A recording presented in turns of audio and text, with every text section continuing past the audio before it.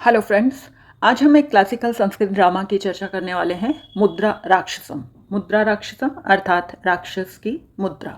ये एक इस ड्रामा के आधार पे क्वेश्चंस उठाए जा रहे हैं कि क्या जो स्टेट है वो हॉक है सबाल्टर्न स्पैरोज के लिए, कि स्टेट अपने प्रजा के लिए, प्रजा जो स्टेट पावर के हाथ सामने निरीह होती है, क्या स्टेट उसके लिए हॉक की तरह से होती है, बाज की तरह से उनको खा जाना चाहती है।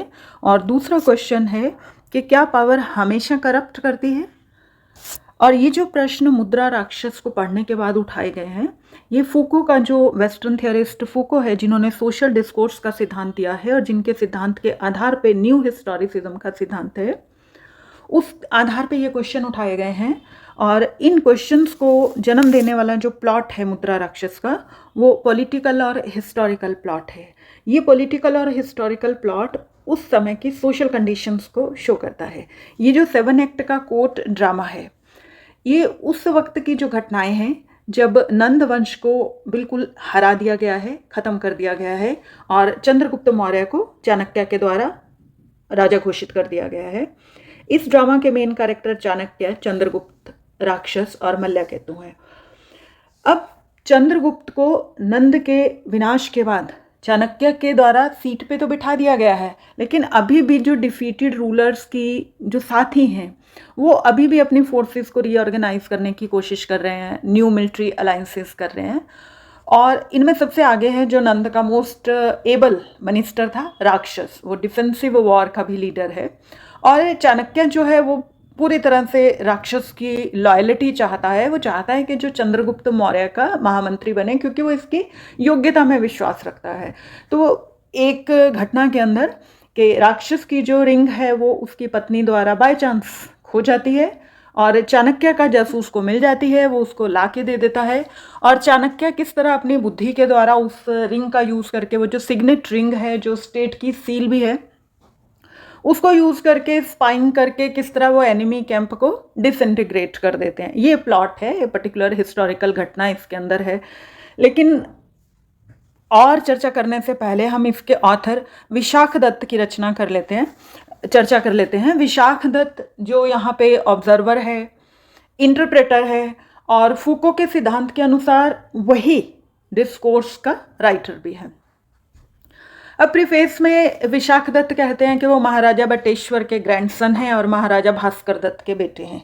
और इस तरह के गैसेज हैं कि वो स्वयं चंद्रगुप्त द्वितीय के दरबार में कोटियर थे।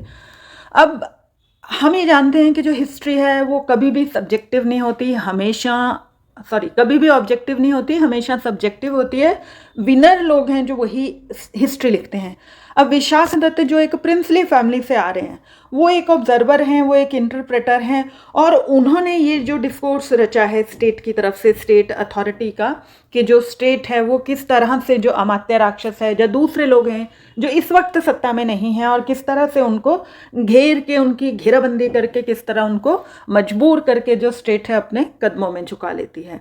लेकिन ये इस कहानी की रचना करने वाला, मेरा पॉइंट ये है कि इस कहानी की रचना करने वाला खुद एक प्रिंसली स्टेट से आ रहा है और उसने शो किया है कि कैसे जो स्टेट है, फूको ने जो पैनॉप्टिकल स्टेट का सिद्धांत दिया है कि हम सब जो हैं वो एक कैद के अंदर हैं और कंटिन्यूसली हमारे ऊपर जो है निगरानी हो रही है, हमारी जासूसी हो रही है। और मुद्रा राक्षस की कहानी के अंदर भी यही है कि हर घटना और हर कैरेक्टर के ऊपर लगातार निगरानी रखी जा रही है, उनको तोड़ने की, उनकी घेराबंदी करने के लिए तरह तरह की चालें और विरोधी द्वारा भी चालें चली जा रही हैं। तो स्टेट जो है वो पैनॉप्टिकल है।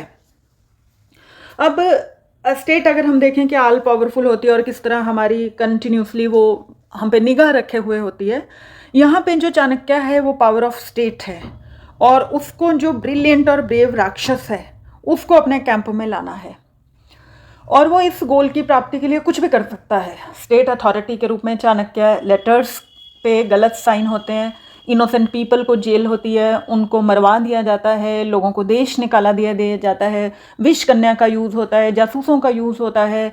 और ये जानते हुए कि राक्षस की वीकनेस उसके दोस्त हैं, उसको एक्सप्लॉइट किया जाता है और उसे पूरी तरह से हेल्पलेस और सरेंडर कर दिया जाता है। तो फूको ने जो सिद्धांत दिया है कि जो स्टेट है वो पैनॉप्टिकल होती है, वो इस ड्रामा में पूरी तरह दिखता है कि चाणक्य स्टेट अथॉरिटी के रूप में अमात्य को बिल्कुल मजबूर कर देते हैं।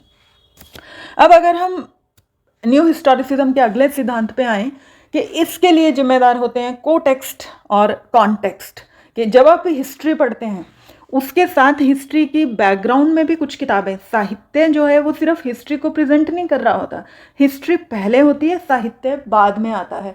तो कुछ कॉन्टेक्स्ट और कुछ कोटेक्स्ट होते हैं। जब आप इतिहास पढ़ते हैं, इतिहास की किताब, तो आधा इतिहास आपको साहित्य में भी मिलता है, और जब आप साहित्य पढ़ रहे होते हैं तो साहित्य का कुछ ज्ञान आपको दूसरी किताबों में भी मिलता है। तो यहाँ जिस घटना की चर्चा की हुई है या जो इतिहास है वो हमें अगर हम देखें तो बहुत सारे इसका हिस्टोरिकल अकाउंट है कि हिस्ट्री में अगर यूनानी सोर्सेज हैं ये बताने वाले कि नंद का रूल वायलेंट था, चंद्रगुप्त मौर्य ने शासन हड़पा, मौर्य वंश की स्थापना हुई, और दूर दूर तक अलेक्जेंडर द ग्रेट, सिकंदर का रूल जो है वो दूर दूर तक फैला। ऐसा हमें बहुत सारे ऐतिहासिक साक्ष्य इस बात के मौजूद हैं। इसमें जो मतलब ड्रामा शो किया गया है उसको शो करने के लिए बहुत सारे ऐतिहासिक साक्ष्य हमारे पास मौजूद हैं। अब अगर कॉन्टेक्स्ट देखें, किसी भी इतिहास का, ऐतिहासिक घटना का एक कॉन्टेक्स्ट भी होता है, किसी साहित्यिक किताब का भी एक कॉन्टेक्स्ट होता है। तो मुद्रा राक्षस के अंदर कोई मेन वुमेन कैरेक्टर नहीं है, रोमांटिक एलिमेंट नहीं है, विदूषक नहीं है। ये ड्रामा क्लासिकल संस्कृत ड्रामा के जो ट्रेडिशंस हैं उनसे डिविएट करता है, उनसे अलग होता है। उनसे अलग होकर जो विशाख दत्त ने शो किया है कि जो स्टेट है वो षड्यंत्र रच रही है, इंटेलेक्चुअल आर्गूमेंट्स कर रही है। टफ टाइम्स पे स्टेट जो है बाय हुक और बाय क्रूक, साम दाम दंड भेद के साथ जो स्टेट है, एक क्रिटिकल जंक्चर पे वो एक नया इतिहास लिखने की कोशिश कर रही है। स्टेट खुद को सरवाइव करने के लिए स्ट्रगल कर रही है। तो फूको के सिद्धांत के आधार पे हम कह सकते हैं कि जो पावर है वो तरल होती है, जो सेंटर है वो तरल होता है। मुद्रा राक्षस जो प्ले है वो ये शो करता है कि पावर कभी भी एक जगह सेंटर्ड नहीं होती। कभी नंद सेंटर था, कभी चंद्रगुप्त मौर्य सेंटर है, कभी अमात्य राक्षस सेंटर था, और कभी चाणक्य है। लेकिन ये सब सेंटर्स अभी भी ये फ्लूइड है, पावर अभी भी जो है एक जगह पे फिक्स नहीं है। पावर को हम फिक्स्ड ऐसे नहीं कह सकते, क्योंकि जो क्वेश्चन है वो और ज़्यादा इंपॉर्टेंट हो जाता है, भाई प्ले का हीरो आखिर है कौन। अब अगर क्लासिकल संस्कृत ड्रामा के ट्रेडिशंस को देखें तो चंद्रगुप्त मौर्य को हीरो होना चाहिए, क्योंकि वो राजा है और राजा ही हीरो होता है, लेकिन वो ड्रामा के केंद्र में नहीं है। अगर चाणक्य हीरो कहें क्योंकि वो सेंटर ऑफ द एक्शन है, सभी कार्य उसी के द्वारा किए जा रहे हैं, लेकिन दूसरी तरफ अमात्य राक्षस है जो उतना ही एबल दिखाया गया है। रादर जो ड्रामा का नाम है वो मुद्रा राक्षसम, राक्षस की मुद्रा। अमात्य राक्षस या चाणक्य या चौथा एलिमेंट जो है वो रिंग, जो ऐसी रिंग जो पूरी घटनाक्रम को आगे बढ़ाती है और जो घटना का सेंटर है। तो उसको अगर हम मतलब कौन है इस घटना का मेन एलिमेंट क्या है, तो अब हम कह सकते हैं कि इस ड्रामा मुद्रा राक्षस के आधार पर और फूको के सिद्धांत को यूज़ करते हुए जो सोशल डिस्कोर्स का सिद्धांत है या न्यू हिस्टोरिसिज्म है, कि आखिरकार इतिहास का सच क्या है,